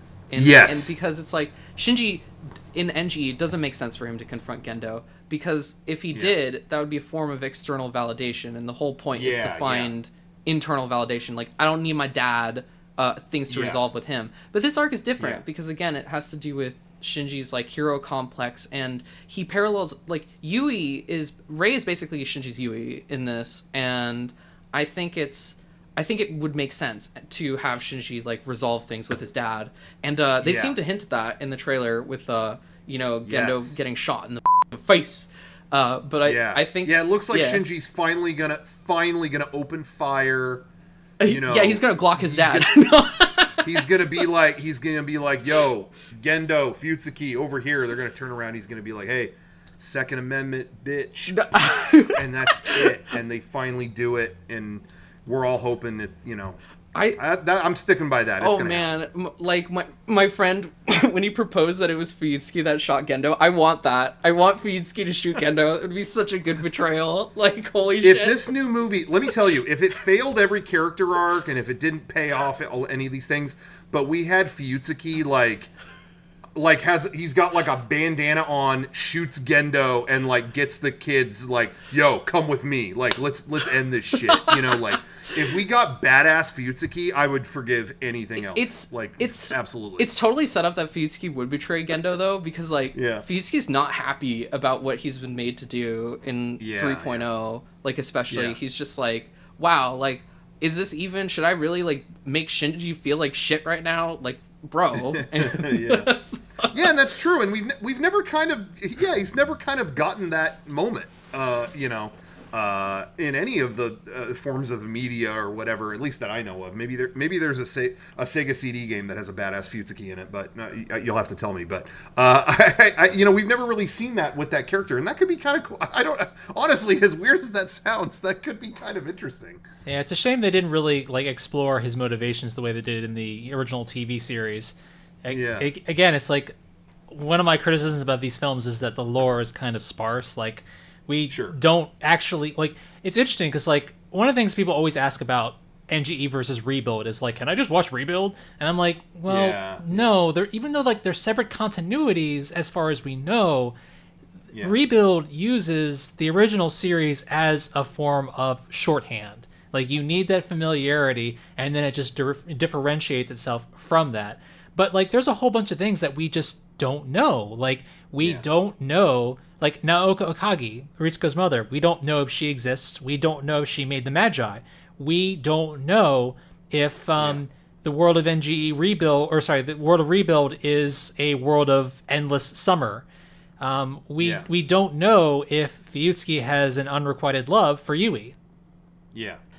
There's a lot of things. I just blew your mind, didn't I? No. It drives me crazy when people like insist that Rebuild, especially like back in the day, people were insisting that you can just watch Rebuild, don't watch NGE, it drove me crazy. And the more time goes on, the more that's like a terrible idea.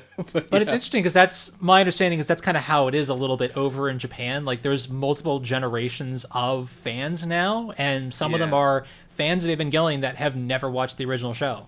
Unfortunately, the culture there as well is like very steeped in tropes, and so like I've read whole essays about how like people in Japan consider anime archetypes like continuities of each other, and so it's you can just be a fan of something because your familiarity with like the tsundere archetype, for example, which is just weird. So there's like there are people who are way more forgiving about a lack of like fleshed out characters because they're filling in the blanks with the cultural zeitgeist of what, and Eva is the cultural zeitgeist. It's probably the most important anime to release, like I think bar like Madoka in recent years.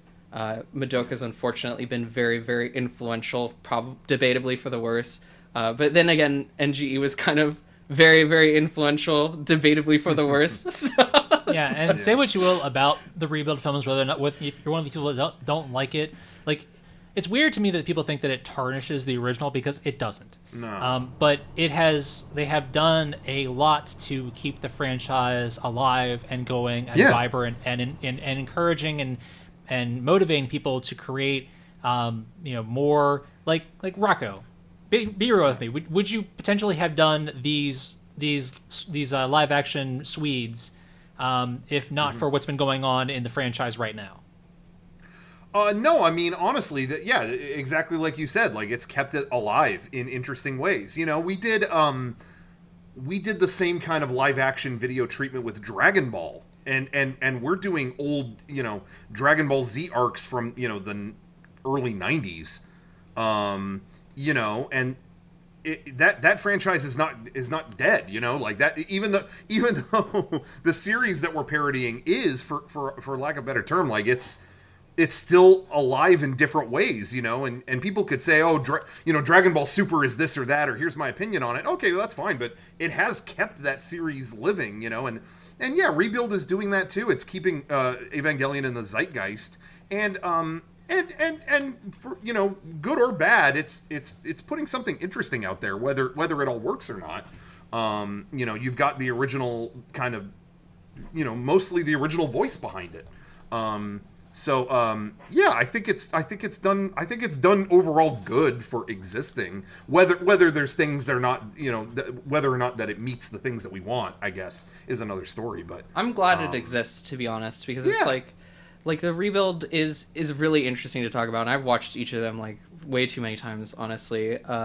Because it's fascinating. Like it is weird that it exists, and I don't think it's necessary for NGE or whatever. Like it doesn't make NGE better, but it doesn't hurt it. If it's a sequel, it might, which I really hope it's not for that reason alone. Because like if you're telling me that Shinji like cycles again, like come on, like I don't know, but it's it doesn't matter because you can just ignore it if you really don't like it. Like that's the thing. But it's good for Kara and the production company, and I'm glad that like Anno made it, because we wouldn't have the Animator Expo without it. We wouldn't have Yuri on Ice wouldn't exist without the Animator Expo. There's a ton of anime that are like that is being made, and directors that are being trained. Like part of the Rebuild is a proving grounds for 3D animators, 2D animators, directors. Like each movie is directed by like 4 people. That's deliberate. Like Anno is basically turning Eva into this like almost like a boot camp in a way for animation, and I think it's like super valuable for that alone. It has the right to exist. So yeah, and I think too, like I've said this before, but I've said that I'm more forgiving to these movies because, once again, like I've never seen a series end more definitively than that original. Just in terms of its impact and it's just everything that it did. Evangelion stands on its own. It stands alone. And I've never seen a movie end. I've never seen a series finale quite like that. There's never been anything more, there is a, period, end of sentence than that series. So for me, doing these movies, it could have been a lot worse. It could have been, some dudes who didn't know anything about the show could or have Michael anything Bay. to do with it. Yeah, it could have been any of that stuff. The fact that there's a lot of the original voices behind it, are putting passion into it, I think is awesome. And, I was just watching 2.0 last night, and I really had this thought of like, there's things that I love, things that I don't. But I never thought I was going to get to go back to this world and just spend time in it. Mm-hmm. And especially that movie, like, again, I like them all, honestly. I like all the Rebuild movies, but that one in particular, we're seeing the people of Tokyo 3 going to get groceries in the morning. We're seeing, structures rise and all these little moments that, we didn't get last time. We got to spend time at the aquarium. We got to, see Pen Pen give a speech. Everyone wanted that. But all these little things that, again, like maybe this or that doesn't pay off as well as it could have, or as we hope, but just the fact that they've brought us back here and we're talking about it again, that's where I really enjoy it. And, I guess I'm waiting till the end of the last one to really have a statement on specific plot things or character things, but just the experience of being there again, I'm so happy with, on that front. So I'm really stoked one way or another to breathe the oxygen of that world again. So not to keep sounding like an ultra fanboy this whole, this whole show I've been like, yeah, no, whatever they want to do. Sure. Yeah, great. But I really do kind of feel that way. What about you, Aaron? What do you think? I would like to see some closure on the time skip. I would like to know who Mari is and what her role is in this series. But I think more than anything, which is like a non-answer, is just I would like to see this film and this series finally come to a close. I think they're okay. I'm not crazy about them. I don't really like 3.0. And what I really want to see more than anything is I want to see Anno do more things like live action Cutie Honey and Shin Godzilla and helming things like the Animator Expo.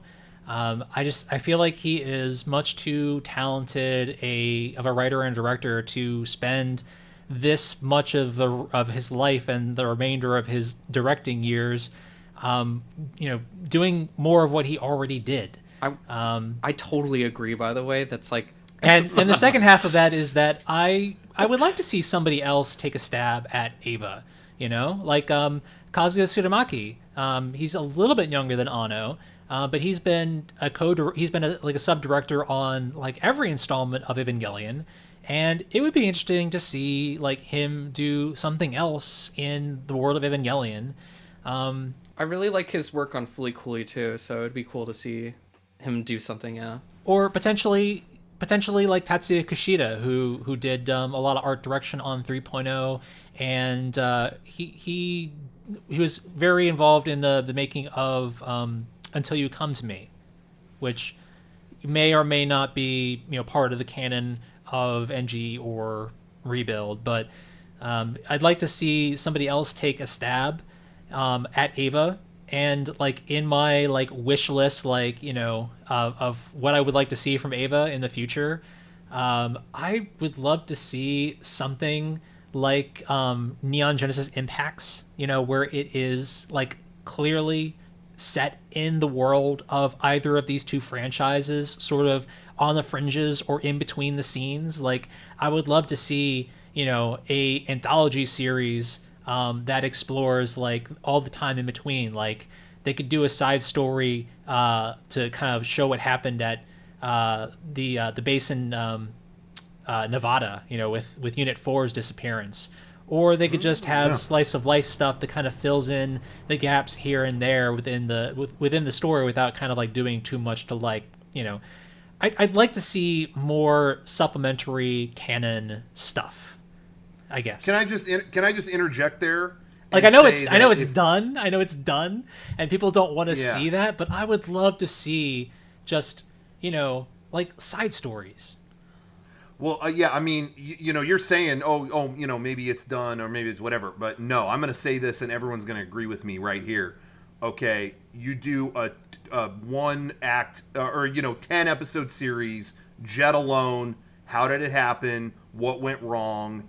Man. All the stupid crew of people that made Jet Alone and how you make it, dude. That's Evangelion's version of Titanic. And here's the thing that won't fail. There's like you got a Romeo and Juliet story going on. You already know it's gonna fail. Yeah, it's a tragedy. It's like you get to see the mental destruction of the characters after they're rendered useless by nerve. Exactly. Yeah, it's like exactly. Wow. And then the project fails, and then the head of development is like, well, this sucks, but at least things can't get worse. And then, third impact. What do you so man, it's kind of comical. I totally want to see, down. by the way, like Anno do his Nausicaa movies that he said he wanted to do, because the whole reason he did The Wind Rises and voice acted for Hayao Miyazaki is to like seal the deal on the Nausicaa rights for adapting the manga. And I'm like, damn, dude, that would be awesome if we did like a Nausicaa TV series or some shit. I'd be into that. That would be cool. Yeah. Or movie series.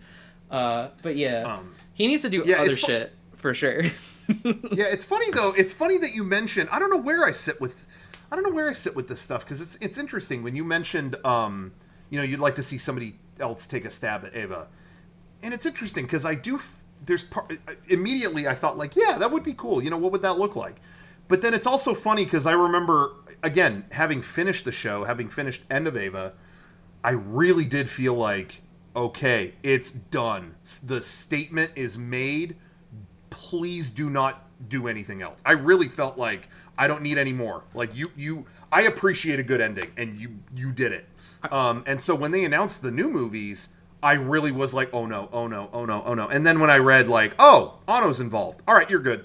Like I felt like, okay, if the actual guy who's responsible for all this, if he's got something to say, let him say it. He's banked enough goodwill with me. All right, go ahead. Whether it's good or bad, you're not going to affect this classic show. I've already got that. So, so there's part of me that feels like, if it's, it's from, he gets the final say. Let him say it. But then, yeah, you mentioned, kind of a new voice behind the show. I'm not against that either. I don't know where I sit with that. That's kind of a difficult, I don't know what to think. Well, this is a question that has been asked by people a lot, and I want to say it was almost specifically stated that Evangelion would continue to be a cornerstone of their business, and that there was going to be more Evangelion content. I would probably just give them maybe 3 to 5 years, and then maybe we'll see another series or movie or something. Yeah. Probably definitely more cross promotional campaigns, like 4D, VR, kind of stuff, video games. But people are like, well, this is the last movie. Is that it? Is that the end of this franchise? And the answer, fairly confidently is no. There's gonna be more Evangelion. Yeah. It's built that studio. They'll probably they're gonna make at least one thing that is not Evangelion before we start to even consider making more of this. Yeah. I mean, Kara hasn't really, aside from the Animator Expo, they should do a series or something. Yeah, I agree. So it feels like the studio needs to do a lot more than just these movies, and that's all they've really done so far. And it would be nice to get them to get bigger and grow outward and do a lot more for sure before returning to Eva, if they do return to Eva in some form. But yeah, it'd be awesome to see a Gynex 2.0 or something. I'd really enjoy that. Yeah, I am curious where they would go next. But yeah, it'll be interesting to see kind of their next direction. Yeah, because right now it's been animation support. They've done some work on some video games.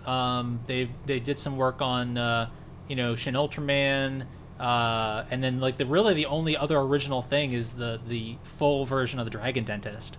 Yeah. They did do a Dragon Dentist OVA, right? So. Yep. I don't know I've never heard of that until right now. So. It's from the Animator Expo. It was a short film, and then they made it into a not a feature film, but it's an OVA, kind of like how Fooly Cooly was an OVA, or okay, Gunbuster or something. So it was in the void between between these last two movies. Yeah.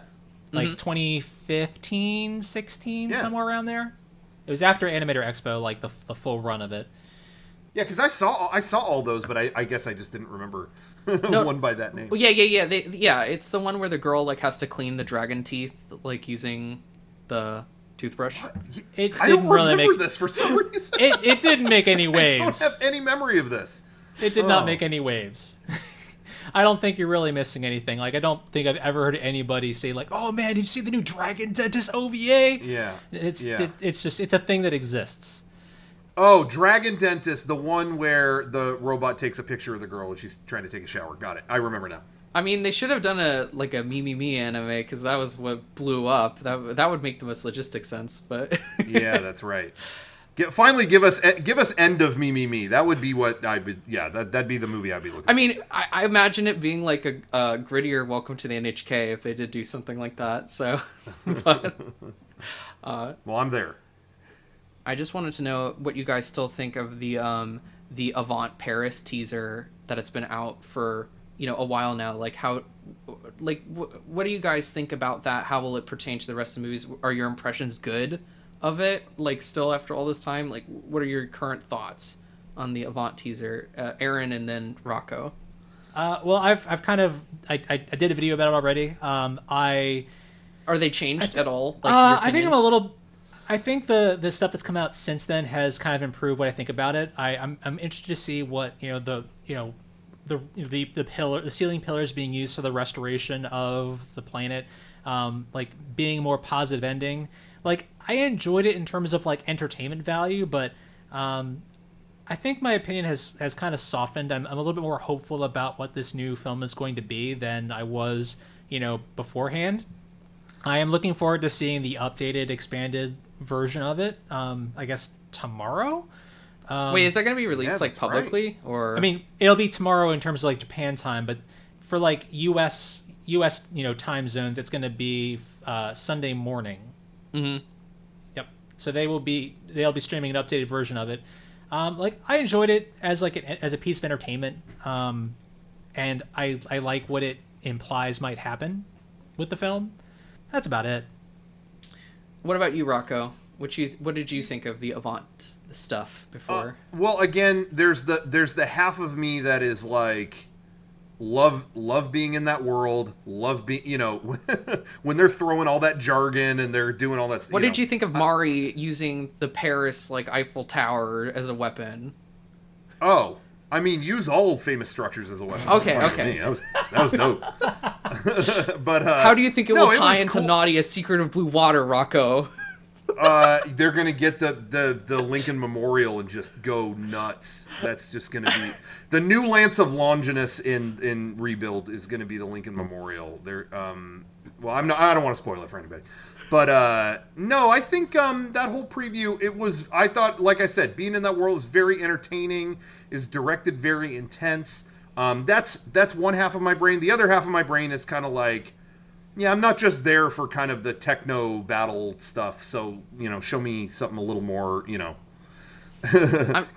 a preview that's Shinji sitting on a train at dusk. Yeah, but give me that. By this time in EOE, Shinji had already wiped his on Asuka. Wow. Oh man. Next topic, Michael. Oh. You can bleep that out if you want to. Oh, I will. So completely aside, but Rocco, have you seen Nadia, Secret of Blue Water? No, I have not. Oh, with as much as you like Evangelion, you should definitely, really anybody that really loves Evangelion a lot should take some time to sit down with it. It is in many ways a prototype for Evangelion. Yeah, just like imagine Castle in the Sky, the TV series, but with a vegan that is staunchly against you existing as the protagonist. It's beautiful. So okay. Or a mishmash of 20,000 Leagues Under the Sea with the sort of lore that we would see in Evangelion. Oh, I really like that. Yeah. It's the last 5 episodes are dope of Nadia. Yeah, they're amazing. Yeah. But the Evangelion was not new or unique in terms of its use of Judeo-Christian lore. Right. Nadia did that a number of years earlier. So Okay. there's I don't want to spoil anything, but there's a ton of stuff. Not just animation reference, not just character archetypes. There's lore and storytelling in Nadia that is like the prototype for Evangelion. Okay, well that's good to know. Like on the subject of just animation and stuff, it was only honestly fairly recently that I had seen Nausicaa for the first time, and so that was another eye opener when I was like, why is this giant dude all gloopy? This seems familiar. I could see his spine. Anno worked on this, didn't he? Yep. Yeah. Oh, okay. Yeah. Okay. So I'm slowly working my way back through some of his past stuff. But yeah, I'm in agreement with what you said earlier too about like wanting to see him do new things. But I do want to speak for. I know there's an ardent fan base that's going to be listening to this, and I do want to be the voice for them. Where can we get Love and Pop 2 already? Can we please deliver on the sequel? I want to know what's going on with the dude who needed the what did he need? The grapes. He needed that grape smashed in the hand, in his gloved hand or whatever. Like, I want to know what's going on with that guy. There's only like all of like 10 people that are going to listen to this and going to get that joke. See, so I had seen Love and Pop multiple times, but I hadn't seen whatever the water so blue, Nadia. whatever that show was. Yeah, Team Rocket's also in it, by the way. It's like prototype Team Rocket. Yeah. There's a redheaded chick who's chasing after Nadia's like MacGuffin, which is the Pikachu, and then they like there's Jesse and James is there and Meowth is there, but he's a person, and it's like crazy. It's really funny. All right, I'm sold. I'm in.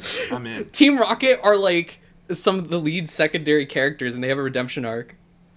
In Nadia. I'm so in. Anno's take on Team Rocket. I'm there. Dude, it's like it was before Pokemon. I guarantee you Pokemon stole that from Nadia. I 100% guarantee you. But they're like inventing submarines and shit like that, just like Pokemon. Yeah. It's crazy. Yeah. I think everything on Earth at some point stole something from Anno, so it wouldn't be that big of a deal, I guess. Yeah. If they were gonna do if G-Kids was going to acquire the rights, would you still want to see like Spike Spencer and Tiffany Grant and everyone wind up doing the dub for the final movie? Like, I know that it's not maybe it's in question whether they will, or if the Netflix crew will. There's talk of that. I don't know why, but yeah, there's like debate about which they would rather see. So I'm curious about both of your opinions on that. Let me give you my assessment based on like what I know. Mm-hmm. So my understanding is that with licensing, when a company like Gainax or Kara licenses an anime for localization in another language by a company like ADV Films or Manga Entertainment or Funimation, they will then own the rights to that translation and dub work. So if, say, ADV went out of business and somebody else wanted to pick it up, that other company could then use that dub work. So when Netflix got the rights to stream it and they didn't use that, the question is, okay, well, legally they would have been able to. And Amanda Wynn Lee, who was originally the voice of Rey and did the ADR direction for Death and Rebirth and End of Eva, is adamant about the fact that they could have done this. So somebody decided not to.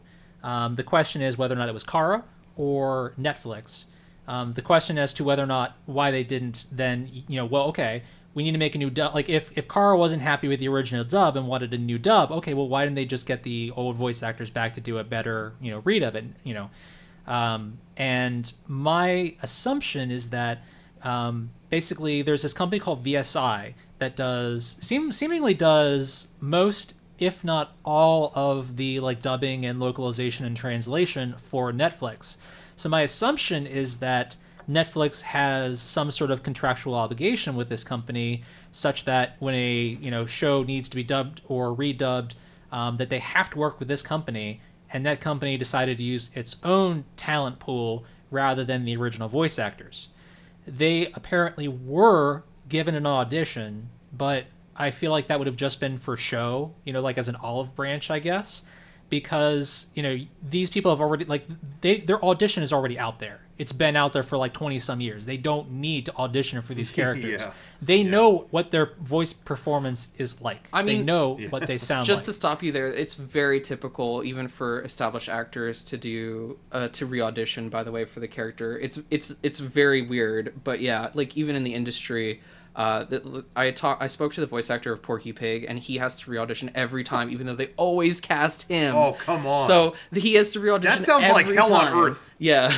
Oh, to live in a perpetual cycle of auditioning for Porky Pig. Yeah. That sounds, I hope they're doing okay, 'cause that sounds like it would break me. But yeah, they probably had like no intention of casting the NGE crew, the original guys. But yeah, it would be industry standard to re-audition them anyway. They wouldn't just get the role by default, unfortunately. Well, I hope that G-Kids / all the anime, whoever has the primary license on it, because these two releases are clearly related in terms of like the branding and everything and their timing and everything. So I would hope that, given what we have learned from the Netflix release, that G-Kids and all the anime would, at the very least, include, would cater to both of these fan bases, because there are fans of the new dub. They exist. They're not as numerous as those for the original ADV and Manga Entertainment dub, but they do exist. So I'm hoping that they have learned, because there are fans out there who Bob's friend Kyle asks him, "Hey, should I watch Netflix?" And he's like, "No, the dub is terrible. Don't watch it."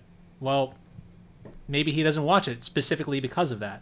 So I'm hoping that they learn from it and they include both language options, just to cater to both. I mean, the audio track data doesn't require that much space on the disc, Mm-hmm. I agree. I think that if we could have best of both worlds, that would be ideal. I would want some edits, though, from the original NGE dub. Like, there were some added lines that I think don't really warrant being there. Like Shinji getting hit in the eye. Yes, episode. Ow, my eye! Ow, my eye! Yeah, like that sort of thing. Completely recontextualizes that scene.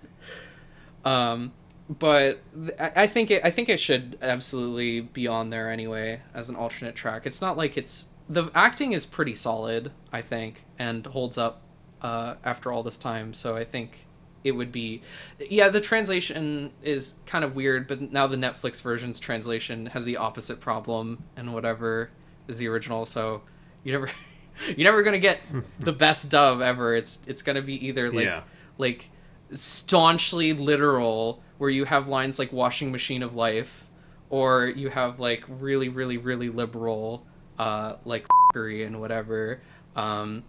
It was really interesting because you know, I knew Tristan MacAvery, the voice actor for the original Gendo, at one point, and I did an interview with him, which you can listen to on Ava Geeks. I posted there. I don't know if you can like search GoatJesus Tristan MacAvery, but he said that they had received the translations for Neon Genesis 2 VHS tapes at a time from a dude in Pennsylvania who did fan subs, because back then they fan subbed VHSs of like anime. You'd send them the VHS, you pay them $60, and they would like somehow superimpose subtitles over that. So they didn't hire an official translator to actually translate Neon Genesis, which is weird. Yeah, that's weird, but that's basically the deal with the original dub. So I can see why Kara would want it redone, but given the circumstances, because they were pretty unprofessional, to be honest. But it's still a good dub. Yeah. It's actually kind of surprising that it turned out as well as it did, given a lot of the limitations or potential. Like, I'm not necessarily treating this as like 100% true just because it's unconfirmed, but like just some of the allegations, like, well, like it's I mean, if that's the case, that's surprising that it turned out as well as it did. And like my soapbox is, you know, like, for as much negativity as the Netflix dub gets, the original dub was no better and no worse. It's just different in terms of how it was approached. And I mean, really, the only thing that the original dub has going for it, with, you know, in regards to that, is that it has that nostalgia, you know, that's coloring people's perspective. Like, and Netflix definitely should have included it, but I honestly, like, at a qualitative level, I do think they're, you know, about the same. I like Casey Mongello, by the way, as Shinji. There's some good actors in the new one as well. So yeah, but man, that all this new translation stuff made me feel so old, because when this started coming around and people were all mad about, like, can you believe what they changed Shinji's line to? Now he says I'm the lowest of the low. I'm like, bro, I had a VHS or not a VHS, but like a real media file that, like, that's how they subtitled it. Yeah, because it's literal. That's what he actually says. Yeah, so yeah, everyone's used to his line from a DVD that came later or whatever. I'm like, dude, I'm not even old enough to. I'm not even so young to think that the DVD was my definitive version of it. It was before that. It was. You didn't get. I'm so f***ed up. Yeah.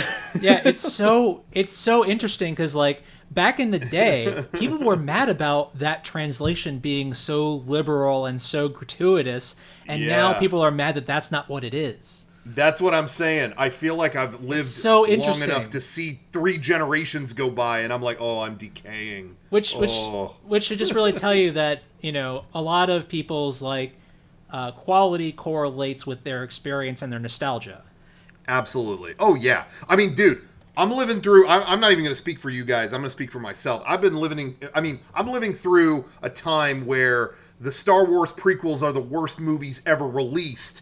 And then one day I wake up and, oh man, it just does not get better than the Star Wars prequels. Let me tell you, they're my favorite films. And I'm like, oh no. I wanted to throw a brick when that became like the so new old. thing.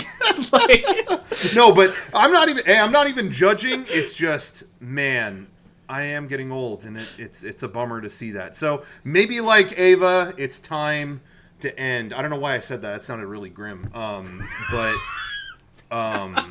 you know, I just got to accept it. That's what it is. That's what I meant to say. In a more positive note, I will make sure that anywhere I will be heaven as long as I choose to live. Thank you. That's a good note to end on. You're hopeful and are looking forward to seeing this last movie. That's what I'm saying. I'm going to be positive. Enjoy it for what it is. Exactly. I am just so happy to be back in that world. I had my whole definitive series, definitive ending. That already happened 20 something years ago. So I am in to go back to that place. And I honestly, I'm going to say it, the more divisive, the better. Throw me off the rails here. I mean, the poster for the movie has rails on it. So, I mean, they're already ready to throw me off. So I'm down. Throw I'm me ready. into the beach because another poster had a beach on it. So yeah, I'm all. Oh for it. yeah, that's true. Crash me into the shores on a. I don't know how I feel about that poster. They look like they're having a good time. I don't know if I want that. I think but I do agree with the sentiment that this will probably be a more chill time than the poster is just gonna happen in the movie. Kaji is gonna get in a helicopter and he's gonna fly around the beach and they're all gonna wave up to him as after there's a rainbow. It's gonna end on a rainbow and that's what I want to see. I want to know what happened to Kaji. There we go. Where's Kaji? Yeah. Where's Kaji? Is he dead? Is he alive? Is he gonna die? Is he gonna die in this movie? No. Dude, and not to beat a dead horse here, but I'm telling you, imagine you watch this movie. And all this, everything's falling apart. Oh no, what? All the pilots are gonna die. What's gonna happen? And then you just hear Fuyutsuki's voice. I got you guys. Hop in. Wait, hold on 1 second. Boom, Gendo's done. All right, guys, hop in. And he's riding on top of Jet Alone.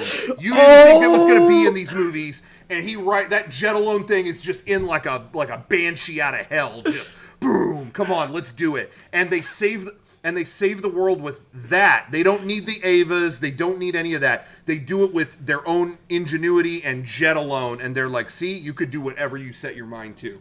Boom. Credits, and they play, they don't play that new Utada. They play Fly Me to the Moon.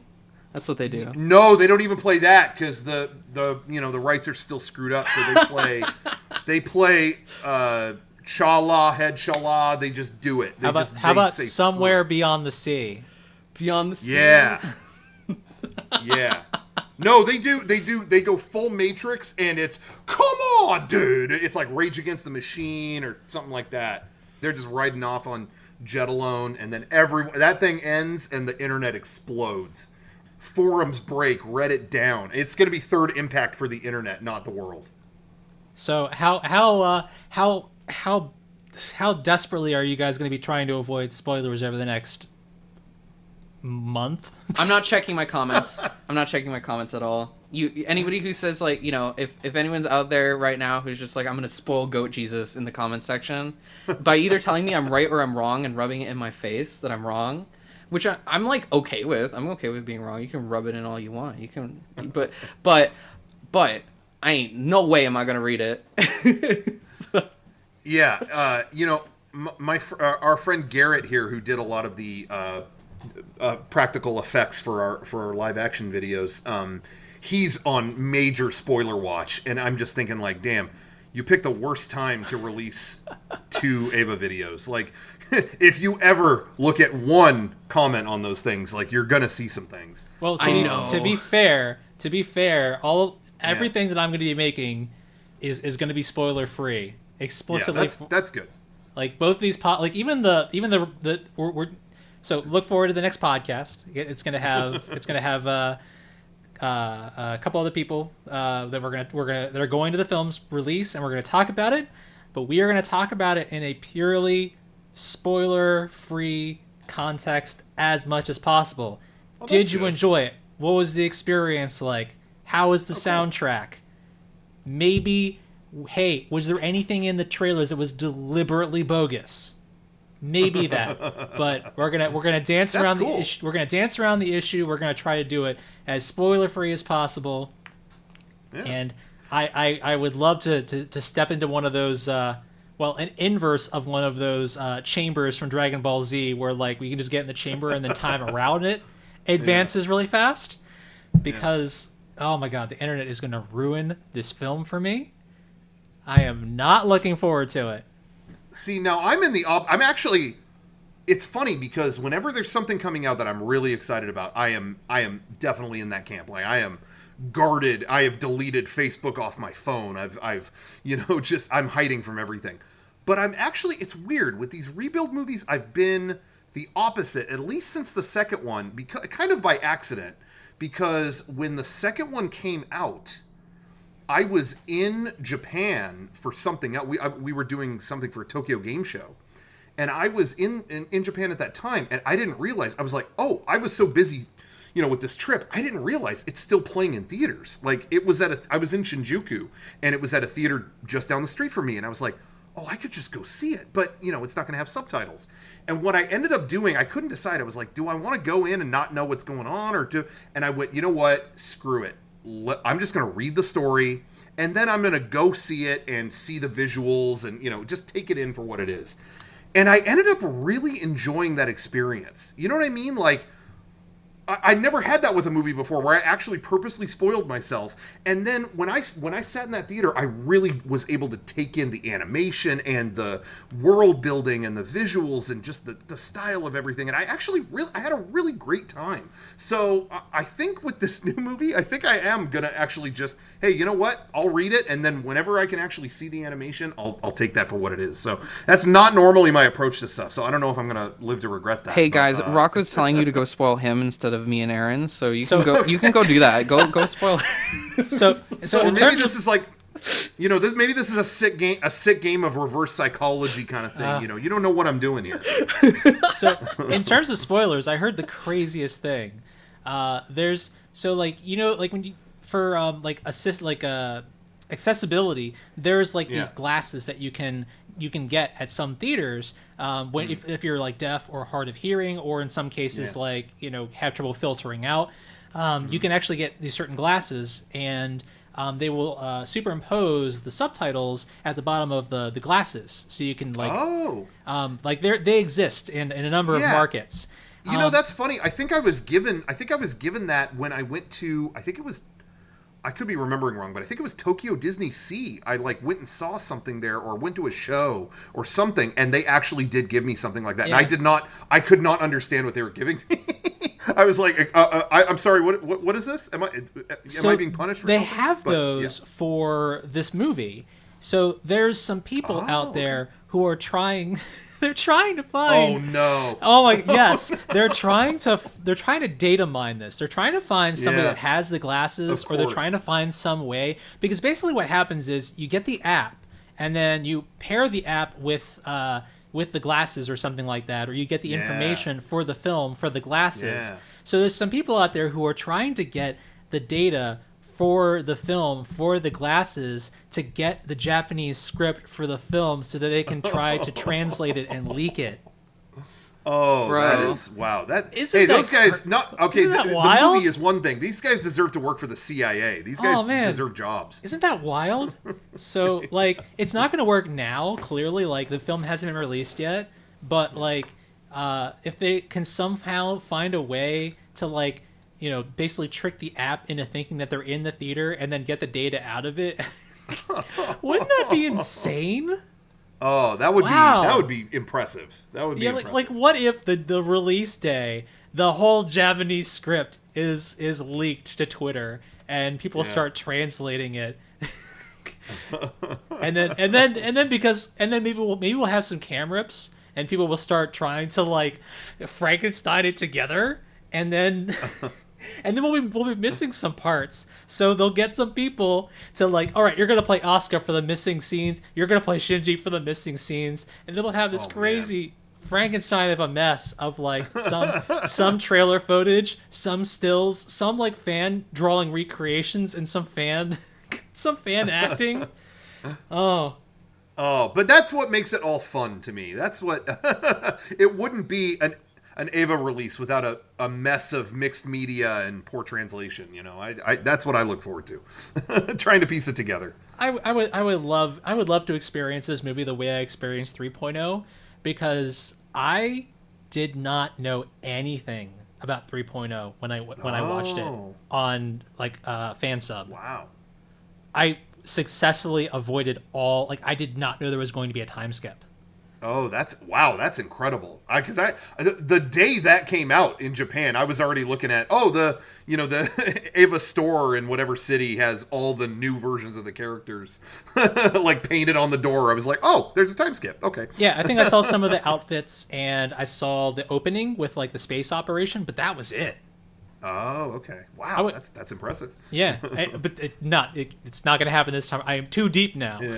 Yeah. You've gone too far. Yes, we have to go back. All right, guys. Any closing thoughts, Michael?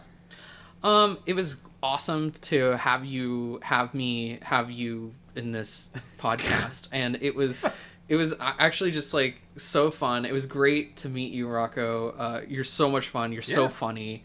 And I'm not as, I know I'm like, I ragged on these movies and stuff, but I am a fan of Eva, and I really do want the final film to be good, and I think it is possible that it's good.